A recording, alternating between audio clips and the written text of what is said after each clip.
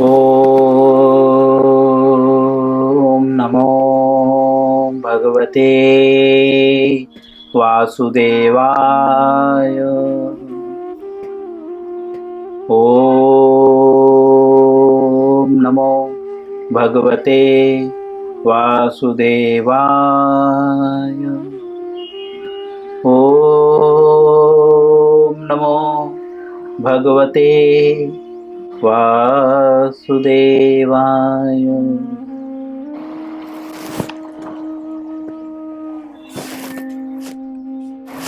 श्री कृष्ण लीलामृत अध्याय 39। अध्याय का नाम है अक्रूर जी की वापसी यात्रा व यमुना में विष्णु लोक के दर्शन।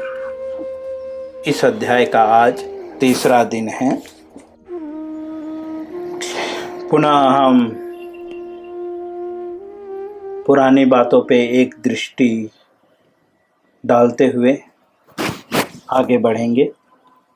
जैसा कि हमने पिछले अध्याय में पढ़ा कि अक्रूर जी किस प्रकार वृंदावन आए, वृंदावन आने की यात्रा कैसी हुई, अब वृंदावन जाने की यात्रा कैसी थी, बेनिफिट क्या हुआ।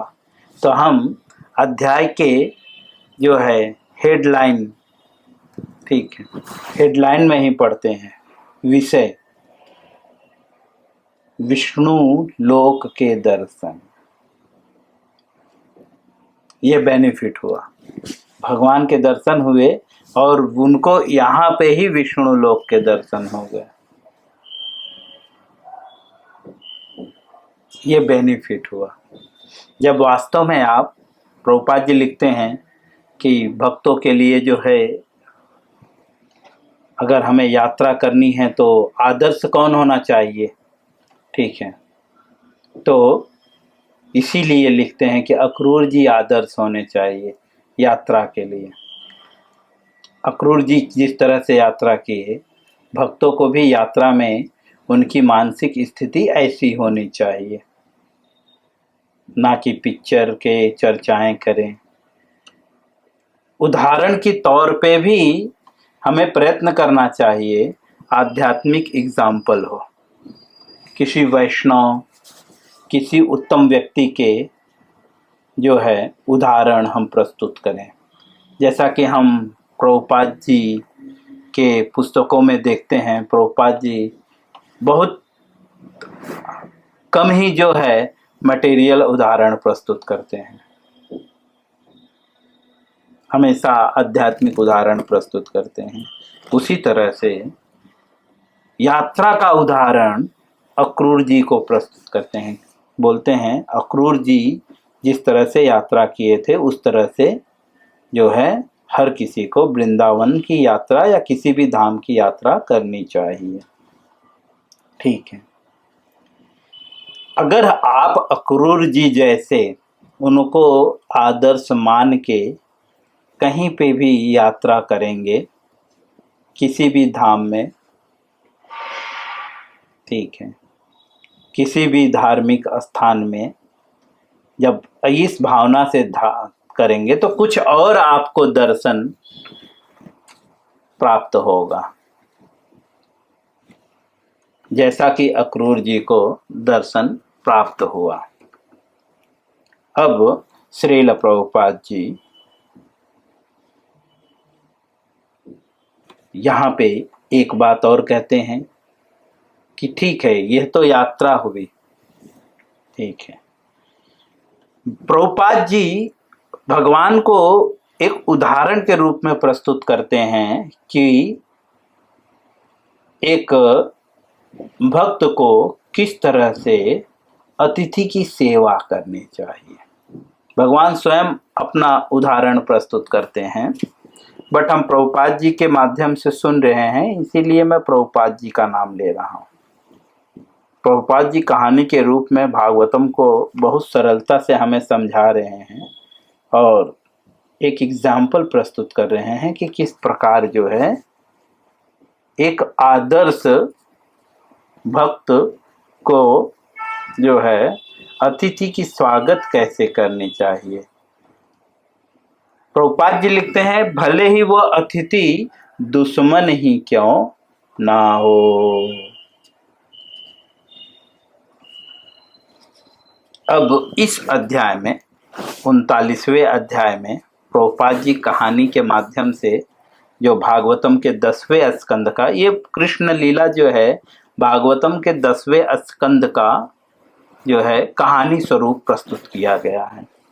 यहाँ पे अब 39वें अध्याय में जो अभी हम पढ़ रहे हैं वर्तमान में, ऊपर के 2 पैराग्राफ हम कंप्लीट कर चुके हैं, जहाँ पे हमने सीखा कि किस प्रकार से जो है भगवान अक्रूर जी को पहले खिला पिलाकर उसके बाद स्वयं खाने के लिए गए और खाने के बाद पुनः जो है अक्रूर जी के पास किस लिए गए, अनुमति लेने के लिए कि अब हम सोने जा रहे हैं। लेकिन अनुमति से पहले कुछ वार्तालाप किए, ठीक है, वह प्रस्तुत कर रहे हैं श्रील प्रभुपाद जी के द्वारा जो है भगवान एग्जाम्पल प्रस्तुत कर रहे हैं, हमें बता रहे हैं, प्रभुपाद जी के माध्यम से हम समझने का प्रयास कर रहे हैं। जैसा कि हमने पिछले पैराग्राफ में पढ़ा, भगवान जो है अक्रूर जी से सारी बातें पूछते हैं, बहुत कुछ पूछते हैं और अक्रूर जी भी अपने जो है आने की जो है कारण है कि किस कारण से वे आए हुए हैं वे बताते हैं। अब हम तीसरा पैराग्राफ स्टार्ट करेंगे। श्रील प्रभुपाद लिखते हैं, क्या लिखते हैं, इस प्रकार पूछे जाने पर यदुवंशी अक्रूर जी ने कंस द्वारा श्री कृष्ण के पिता वसुदेव जी को मारने के प्रयास सहित मथुरा में घटित सभी नवीन घटनाओं का विवरण किया। ये हम पढ़ चुके हैं, लेकिन पुनः हम यहीं से स्टार्ट करेंगे ताकि हमें जो है विस्तार से जो है सारे विषयों को अच्छे से समझ सकें। इस प्रकार, किस प्रकार, जिस प्रकार से ऊपर प्रभुपाद जी लिख रहे हैं। अक्रूर जी ने इस प्रकार से जो है मथुरा की सारी घटनाओं का और वसुदेव जी को मारे जाने के प्रयास सहित, समझे, अर्थात इनडायरेक्टली प्रभुपाद जी यहाँ पे कह रहे हैं कि अब जो है कंस जो है वसुदेव जी को भी मारने का प्रयास किया था, ठीक है, तो सारा वृत्तांत बता दिया। नारद जी के द्वारा श्री कृष्ण के वसुदेव के पुत्र होने, ये सब पढ़ चुके हैं। एक्चुअली ये अध्याय, ये पैराग्राफ हम पढ़ चुके हैं, पूरा कर चुके हैं। मुझे लग रहा है कि नेक्स्ट पैराग्राफ ही स्टार्ट करें, ठीक है। पेज जो है हम इस समय तीसरे पैराग्राफ को कंप्लीट कर चुके हैं, चौथे पैराग्राफ, क्योंकि बहुत बड़ा है, पुनः इसी विषय पे चर्चा करेंगे तो मेरा मन मान नहीं रहा है। तो हम जो पैराग्राफ है वो चौथा पैराग्राफ है, हम चौथे पैराग्राफ से स्टार्ट करेंगे। दूसरा चौथा पैराग्राफ मतलब पेज नंबर 286, ठीक है, 286 दूसरा पैराग्राफ स्टार्ट करेंगे। श्रील प्रभुपाद जी लिखते हैं, जैसा कि हमने पढ़ा था, भगवान ये सारी जो है, क्योंकि अक्रूर जी जब बताते हैं कंस ने क्या क्या योजनाएं बनाई हैं, तो भगवान जो है कंस की योजनाओं को सुन के जो है मंद हास्य करते हैं। मंद हास्य मतलब मन ही मन हंसते हैं, बेवकूफ़ है, जैसे हम लोग कभी कभी मन ही मन हंसते हैं और बोलते हैं क्या बेवकूफ, क्या काम कर रहा है। कभी कभी कुछ मूर्खता वश कोई व्यक्ति कर्म करता है तो हम मंद मुस्कान करते हैं। मंद मुस्कान मतलब मन में मुस्कुराते हैं, चेहरे पे थोड़ा सा स्माइल आता है, लेकिन दिखाते नहीं हैं, दिखाने का प्रयास नहीं करते, मन ही मन हंसते हैं। और जो व्यक्ति को तकलीफ होती है, बुरा लगता है, अब जिसके लिए हंसते, तो व्यक्ति बोलता भी है कभी कभी, मुझे पता है तू अंदर अंदर बहुत खुश है। तो ऐसी खुशी को मंद मुस्कान कहते हैं। तो भगवान जो है मंद हास्य कर रहे थे। उन्होंने, अब पैराग्राफ स्टार्ट करेंगे। उन्होंने नंद महाराज से कहा कि कंस ने सभी ग्वाल बालों को धनुर्यज्ञ द्वारा यज्ञ उत्सव में भाग लेने के लिए मथुरा जाने का निमंत्रण दिया है। कंस की इच्छा थी कि वे सब उत्सव में सम्मिलित होने के लिए वहां जाएं, ऐसी कंस की इच्छा थी। श्री कृष्ण के वचन सुन के जो है नंद महाराज तुरंत जो है सभी ग्वाल बालों को जो है बोल दिया। ठीक है, ये भी पैराग्राफ कंप्लीट है। उसके बाद जो है जब यह बात गोपियों को पता चला, 5वां पैराग्राफ, जब गोपियों ने देखा कि अक्रूर जी श्री कृष्ण तथा बलराम को मथुरा ले जाने के लिए आए हैं। एक्चुअल हम यहाँ पे हैं,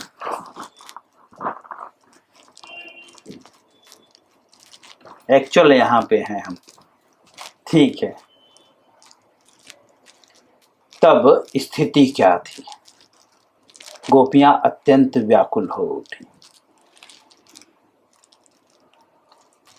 भक्त जो होता है, यहाँ पे भक्त की स्थिति की बात। गोपियां कितनी प्योर डिवोटी थी, भगवान को अपने से दूर जाता देखकर वे व्याकुल हो उठी। यह उत्तम भक्तों के लक्षण हैं।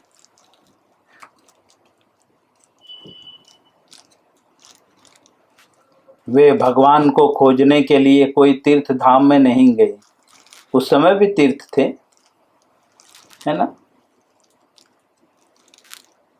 उस समय भी तीर्थ धाम थे, मंदिर थे, सब कुछ थे, लेकिन वे भगवान को पाने के लिए कहीं नहीं गई। कोई बताएगा गोपियां किसी धाम में गई थी?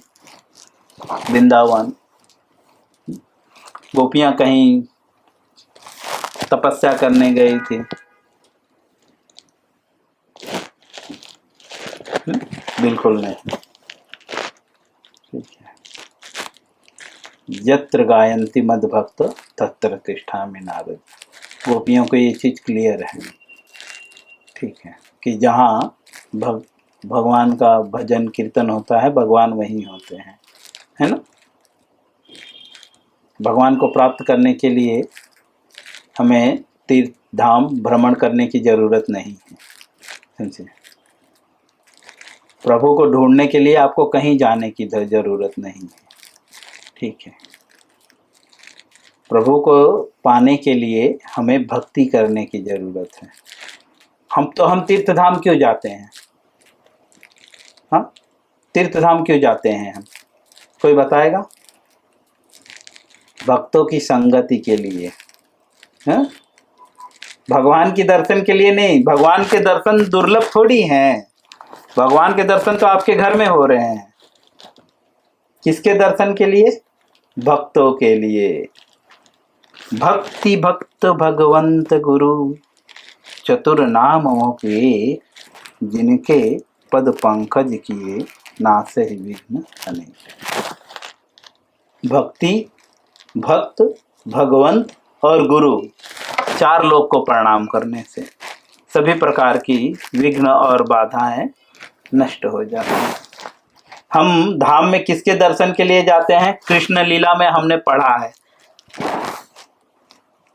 कोई बताएगा?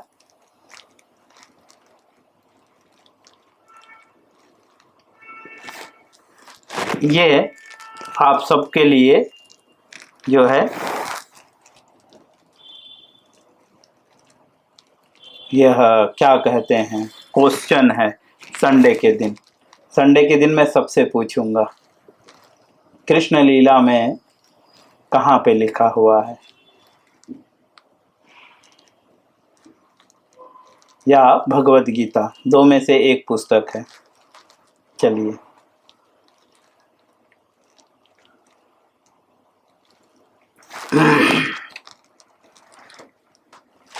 ये आपका एग्जाम का पेपर, ठीक। तो जो है धाम यात्रा किस लिए करते हैं? भक्तों के दर्शन के लिए, ठीक है। क्योंकि भगवान के दर्शन हर जगह मिले, भक्तों की संगति के प्राप्त करने के लिए हम धाम में जाते हैं। क्योंकि जहाँ पे भक्त रहते हैं उसी जगह को धाम कहते हैं। तब भक्त जहाँ पे भी हो वही धाम बन जाता है। वृंदावन का नाम कब मशहूर हुआ? जब भक्तों ने वहाँ पे भजन किया, है ना। अगर गोपियां वहाँ पे नहीं होती तो कृष्ण वहाँ पे जाते क्या वृंदावन में? नहीं, है ना। अगर गोपियां सब जो वृंदावन में रह के कांदेवली में रहते हैं, तब नंद महाराज क्या करते? सॉरी, वसुदेव जी क्या करते? भगवान को लेकर कांदेवली आ जाते, है ना। और भी जगह पे तो यदुवंशी क्या सिर्फ उधर ही थे? हाँ, वृंदावन में ही, गोकुल में ही सिर्फ वे लोग थे और कहीं नहीं थे। और भी जो जगह भक्त थे ना, हाँ, और भी जो तो जगह यादव लोग तो बहुत जगह थे ना, हाँ। बाकी जगह क्यों नहीं लेकर गए वसुदेव जी? क्वेश्चन उठता है ना। नंद महाराज ही क्यों? उन्हीं का घर क्यों?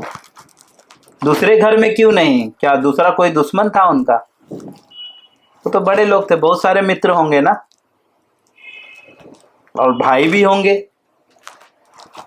बाकी जगह क्यों नहीं? क्योंकि भगवान कहाँ रहते हैं? जत्र गायंती, है, जो भगवान का श्रवण कीर्तन, है, जो भक्ति की 9 विधियों का पालन करते हैं, है? भगवान किस लिए आते हैं? पवित्राणाय साधु नाम। और फिर इनडायरेक्टली यह भी उठता है कि कहाँ आते हैं? तो जहाँ पे साधु रहते हैं। जैसे अगर मैं बोलूँ मैं आपकी रक्षा करने आता हूँ, तो इसका मतलब आपके घर पे आता हूँ ना। तो भगवान क्या बोलते हैं? पवित्राणाय साधु नाम। साधुओं के जो है, साधुओं को आनंद देने के लिए। तो इसका मतलब जहाँ पे साधु हैं वहीं पे भगवान आते हैं। तो भगवान वृंदावन में क्यों आए? क्योंकि वृंदावन में सब भक्त थे। और कैसे भक्त थे? अनन्य भक्त थे। भगवान के सिवा अन्य किसी का चिंतन नहीं करते थे। माखन बनाते समय क्या चिंतन करते थे? कृष्ण आएगा मेरा माखन खाने, है ना। गाय चराने जाते थे तो भगवान गोपियां दिन भर क्या चिंतन करती थी? भगवान क्या करते होंगे, हाँ। दिन भर ये चिंतन करती थी और इंतजार करती रहती थी। तो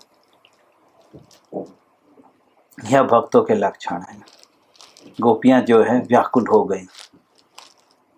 भक्त कभी भी खुद से भगवान को दूर नहीं कर सकता। हम तो लड्डू गोपाल को घर में छोड़ के दुनिया घूम लेते हैं।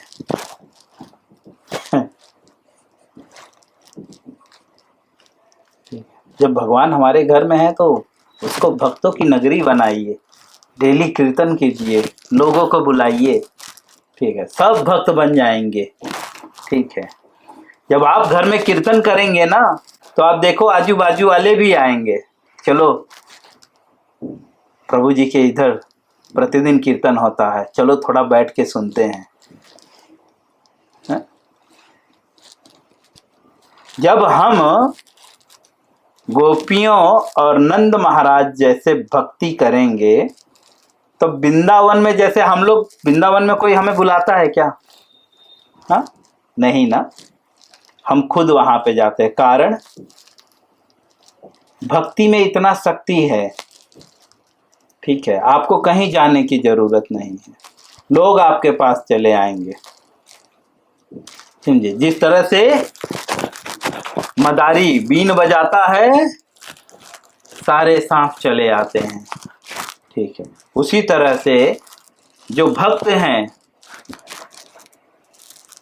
जब वो भक्ति करने लगते हैं तो वो जो भक्ति में रुचि है जिनकी, वे खुद ही खुद चले आते हैं। समझे? जैसे सर्प को जो है बीन सुनने में रुचि होती है, वह उसका सबसे प्रिय है, वैसे मनुष्यों को भी जो है भगवान का प्रेम प्रिय है, चाहे वो जानता हो या ना जानता हो। चोरों को भी आत्मसंतुष्टि मिलती है भगवान का दर्शन करके, है ना?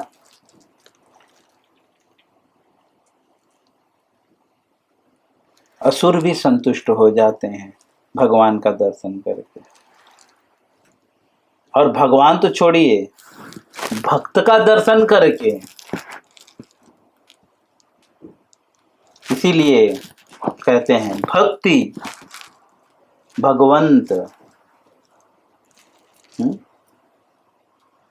भक्ति भक्त भगवंत गुरु, ये चारों को प्रणाम करना चाहिए।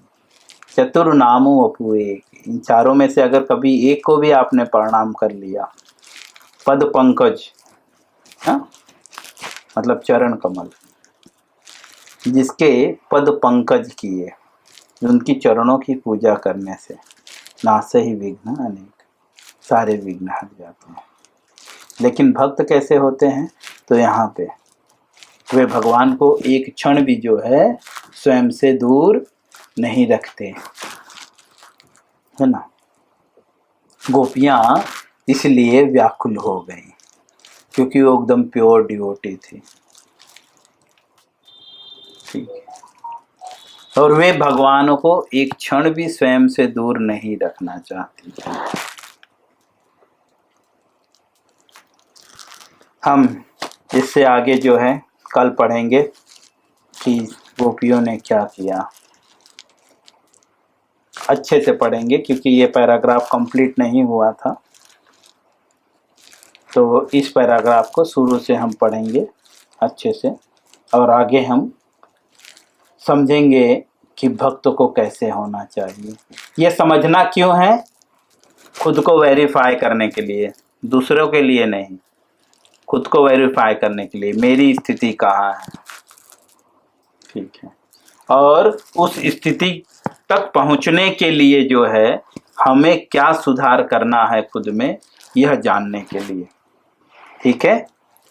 हम जो सुन रहे हैं भक्तों के लक्षण, यह जो है दूसरों के लिए नहीं है, दूसरों को सुनाने के लिए नहीं है, ठीक है, खुद को बदलने के लिए है, ठीक है।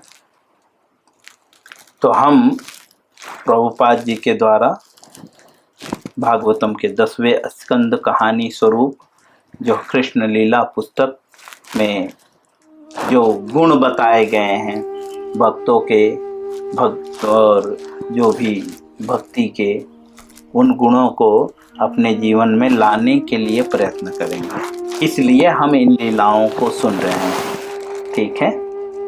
हरे कृष्णा।